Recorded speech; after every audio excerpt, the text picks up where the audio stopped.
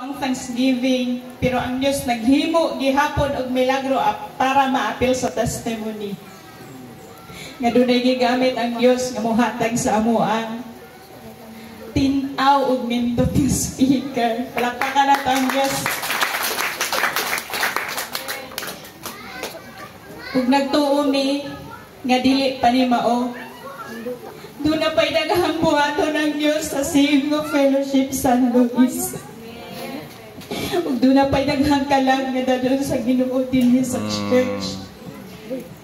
Ug nagpasalamat pud mi Pastor John Ray sa mga members nga sa pagsugod pa lang wala sila mubiya sa amoa.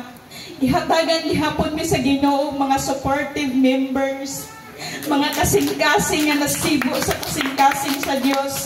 Gitagaan mi sa Ginoo mga members nga mahiusa sa among mga plano, mahiusa sa among kasing-kasing uyon sa kabubuton sa Ginoo. Muna nga hangtod karon ang among pagpasalamat sa Dios sa panahon nga mag-worship mi sa Ginoo, dili na mo mapungan nga mohilak tungod kay puhi gid ang Dios nga atong gialagaran. Ug salamat sa mga leaders nga kanunay nga nag-lift up sa amoa, kauban na mo nga mga pastors. Salamat kaayo sa mga advices nga inyong gihatag.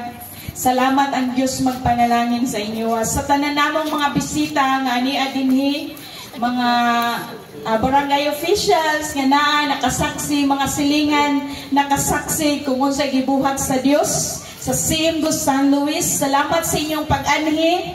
Salamat sa inyong presensya usa na nga dako nga kalipay sa amuang kasing-kasing. Salamat sa ato ang mga national leaders nga niya karon sa CMGO Fellowship. Salamat sa inyong presensya o salamat labos sa tanan ang presensya sa atong buhi nga Dios nga mo'y hinungdan nga malipayon kahit ang mag-celebrate sa atong first anniversary and Thanksgiving Day celebration. Daghang salamat, daghang pay butang nga ipasalamat apan nasayod ang Dios sa among hunahuna ug kasing-kasing ug ang tanan dungog himaya pagdaig ug pagpasalamat ang amo ra gid nang ibalik sa ngalan lamang ni Kristo Jesus. Atong palakpakan ang buhay nga Dios.